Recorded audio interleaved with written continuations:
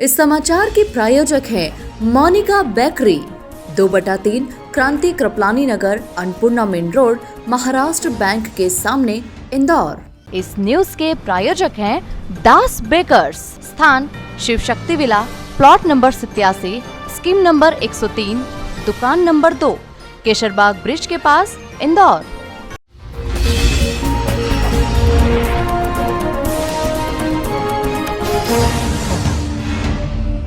इंदौर के विधानसभा क्षेत्र क्रमांक 1 के भाजपा प्रत्याशी और बीजेपी के राष्ट्रीय महासचिव कैलाश विजयवर्गीय ने मंगलवार को प्रेस वार्ता की, जहां उन्होंने कांग्रेस पर विभिन्न मुद्दों को लेकर निशाना साधा। हमेशा चर्चा में रहने वाले कैलाश विजयवर्गीय ने इस बार कांग्रेस को राम मंदिर के मुद्दे को लेकर मीडिया के सामने कहा कि राम सबके हैं। उन्होंने विभीषण को भी गले लगाया और कांग्रेस को भी गले लगा सकते हैं, पर कांग्रेस राम के लायक नहीं है। वहीं कैलाश विजयवर्गीय ने कांग्रेस को 22 जनवरी को लेकर कहा कि श्री राम मंदिर के प्राण प्रतिष्ठा के मौके पर कांग्रेस को माफी मांगना चाहिए। वह बोले कि कांग्रेस वोट की राजनीति कर रही है। वहीं मध्य प्रदेश के खंडवा का जिक्र करते हुए वह बोले कि खंडवा में सियापति हनुमान के कांग्रेस के लोगों ने मंच पर नारे लगाए, जो सही नहीं है। वहीं अन्य मुद्दों पर चर्चा करते हुए विजयवर्गीय ने कहा कि मेरा सपना है कि इंदौर एजुकेशन में नंबर 1 बने। इंदौर जैसा सस्ता शहर देश में कहीं नहीं है। एक उदाहरण पेश करते हुए उन्होंने कहा कि 26 रुपए में यहाँ भरपेट खाना मिलता है। वहीं चुनावी मुद्दों को लेकर वह बोले कि बाकियों से बात जारी है, सब समझ जाएंगे, हम विकास की राजनीति करते हैं। विधानसभा क्षेत्र 1 में साड़ियां फटने के आरोप को खारिज करते हुए कैलाश विजयवर्गीय ने कहा कि मैं डर्टी पॉलिटिक्स नहीं करता। वहीं विजयवर्गीय ने अपने नामांकन पत्र में स्टेन छुपाने के आरोप को लेकर उन्होंने कहा कि अपने को ध्यान नहीं रहता है कि कितने केस चल रहे हैं। कमलनाथ से संबंधित एक सवाल के जवाब में कैलाश विजयवर्गीय ने उन पर निशाना साधा और कहा कि चुनाव के बाद कमलनाथ विदेश में दिखेंगे। शुरू से दिखाती आ रही है और आज भी दिख रहा है। आप सभी को मालूम है कि देश के प्रधानमंत्री ने इजराइल के ऊपर जब हमास का हमला हुआ, G20 में सारे देशों ने आतंकवाद के खिलाफ दिल्ली डिक्लेरेशन में सर्वानुमति से आतंकवाद का विरोध किया। ऐसे समय में कांग्रेस का हमास को समर्थन करना, आतंकवाद को समर्थन करना, ये सारी दुनिया को चौंकाने वाला था। और हमें कोई आश्चर्य नहीं कि हमेशा ही कांग्रेस ने इस प्रकार वोट की राजनीति के कारण आतंकवाद का समर्थन किया है। यह अब धीरे धीरे सबदूर परकोलेट हो रहा है। अभी केरल की घटना आपको मालूम ही है। केरल में भी हमास के कमांडर ने वर्चुअल बयान दिया और उन्होंने बड़ा खतरनाक बयान दिया कि अगला हमला हिंदुत्व पे होगा। कोई हम डरने वाले तो नहीं हैं इसमें बिल्कुल भी, पर एक अलार्मिंग है कि कांग्रेस हुआ, वामपंथी हुए, ये क्या करना चाहते हैं इस देश में, ये चिंता का विषय। अभी कल ही खरगोन के कांग्रेस के प्रत्याशी रवि जोशी की बेटी ने अल्पसंख्यक लोगों के साथ फिलिस्तीन और हमास के मारे हुए लोगों को श्रद्धांजलि दी, मौन श्रद्धांजलि, और भाषण दिया वहाँ पर कि हम फिलिस्तीन का समर्थन करते हैं, हमास का समर्थन करते हैं, और साथ ही खरगोन में हुए दंगे की जांच भी कराएंगे।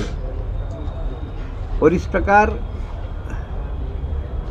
वहाँ पर नारे लगे। उसका वीडियो मैंने सुना तो मेरे को तो बड़ी हंसी आई कि आप नकल करिए। कमलनाथ जी कहते हैं कि राम तो सबके हैं, बीजेपी के नहीं। तो वास्तव में बीजेपी के नहीं है, राम सबके हैं।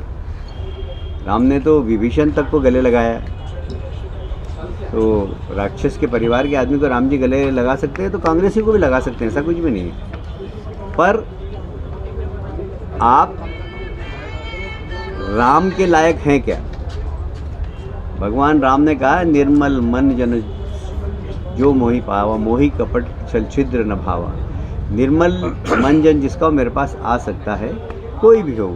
पर आपका निर्मल मन कहाँ है? आपने तो सुप्रीम कोर्ट में हलफनामा दिया है कि राम का कोई अस्तित्व नहीं था, राम हुए ही नहीं, हनुमान जी हुए ही नहीं, और ये रामचरितमानस है तो उपन्यास है, ये तो काल्पनिक है।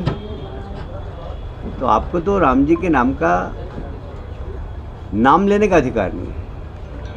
ये हमने तो हमारे पास एजेंडा हमारा क्लियर है, डेवलपमेंट डेवलपमेंट और डेवलपमेंट। हमने तो विकास किया है और आगे भी विकास करेंगे। हमने गरीब कल्याण की योजनाएं लागू की है, वो आगे भी लागू करेंगे। हमने किसान को सशक्तिकरण के लिए योजनाएं बनाई है, वो आगे भी हम करेंगे। हमने महिला सशक्तिकरण के लिए योजनाएं बनाई, वो आगे भी हम करेंगे। हमारा डेवलपमेंट का एजेंडा है, हम उसी के आधार पर जनता के बीच में जा रहे हैं।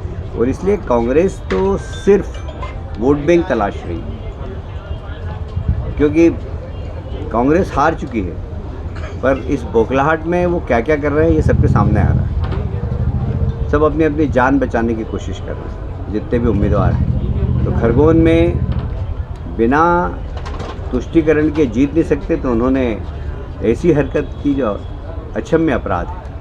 मैं नहीं समझता कि इस अपराध को देश की जनता माफ़ करेगी। आपने 1 नंबर विधानसभा को लेकर एक मैनिफेस्टो अलग से जारी किया है, क्या इंदौर की बाकी विधानसभाओं में इस तरह की पहल करेगी बीजेपी? देखिए, मेरा एक हमेशा से ही ये रहा है, मैं 2 नंबर में था तब भी मैंने क्या प्लान करना है मुझे पहले से मैंने प्लान कर लिया था, 4 नंबर में भी किया था।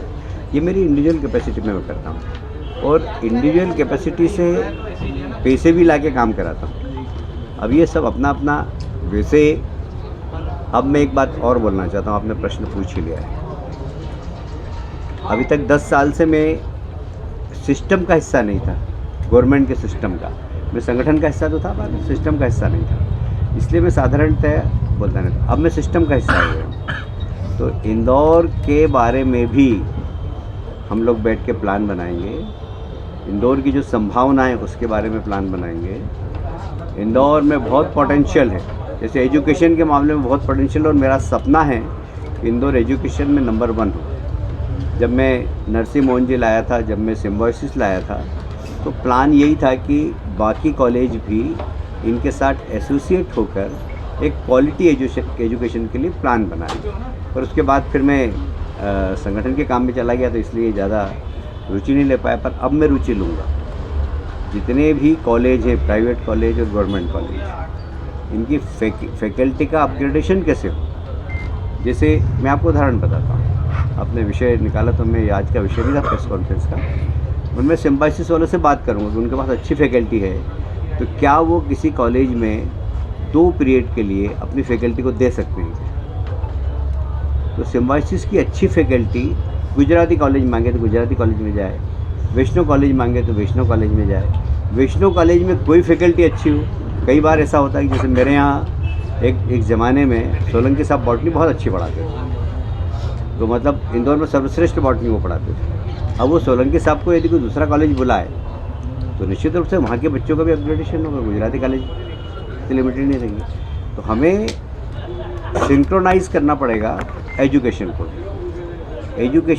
तो फिर क्या होगा, जब एक दूसरे के सहयोग से एजुकेशन करेंगे तो हमारे यहाँ क्वालिटी एजुकेशन होगा। तो देश में कोई भी बच्चे को पढ़ाना होगा तो कहेगा कि यार हमारे बच्चे को अभी क्या किसी को कहाँ भेजें, पूना भेज रहे हैं, हम बेंगलोर भेज रहे हैं, इंदौर क्यों नहीं भेज रहे। आने वाले समय में हम ऐसा सिंक्रोनाइज़ करेंगे एजुकेशन को कि लोग इंदौर भेजें, जिससे कि क्वालिटी उसके पहले हमें क्वालिटी एजुकेशन के लिए प्लान करना पड़ेगा। ऐसे ही एक मेडिकल टूरिज़्म, ये बहुत बड़ा इशू है।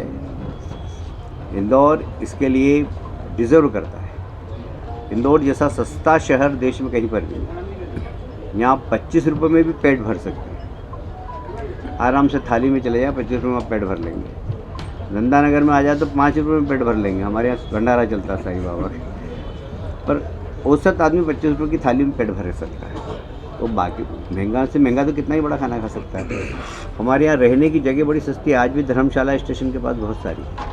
तो बहुत सारे हमारे यहाँ ऐसे है कि हर आदमी हर स्तर का आदमी यहाँ पर आकर रह सकता है, मेडिकल जो सर्विसेज उसका फ़ायदा ले सकता है। तो मेडिकल हब भी बन सकता है, मेडिकल टूरिज़्म का हब भी बन सकता है। बहुत संभावना है, क्योंकि बहुत अच्छे मेडिकल के इंस्टीट्यूट आ गए हैं। ये सब अपने को एटमॉस्फेयर बनाना पड़ेगा। तो सिर्फ 1 नंबर नहीं, पूरे इंदौर के लिए हम काम करें। मालवा अपनी गलती माफ़ कर लेता तो उसको माफ़ भी कर देते हैं। तो 22 जनवरी को राम मंदिर का प्राण प्रतिष्ठा हो रही है।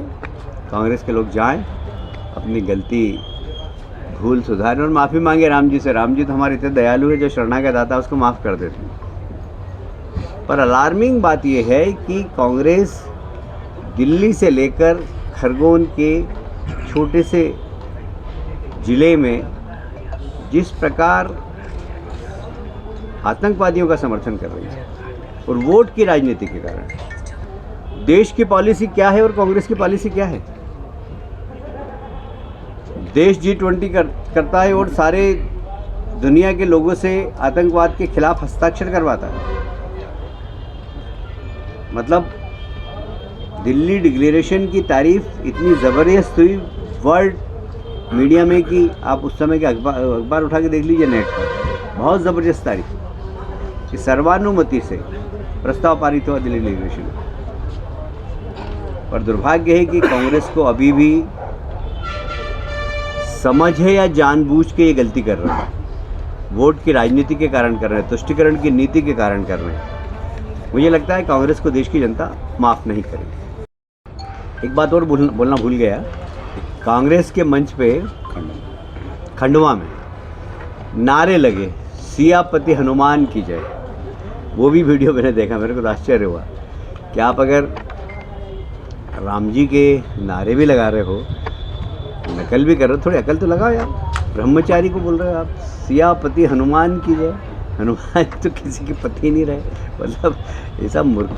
भाई आप ठीक है, राम जी आपके हैं, हमारे भी हैं, सबके हैं, आप राम जी के नारे लगाओ, और सियापति हनुमान, मेरे पास वीडियो भी है, आप चाहें तो मैं शेयर कर दूंगा। नहीं, कांग्रेस का शुरू से ये रहा है कि डिवाइड एंड रूल, समाज को बांटो और राज करो। कभी भी उनका देश हित में सोच ही नहीं रहा। ठीक है भाई, थैंक यू।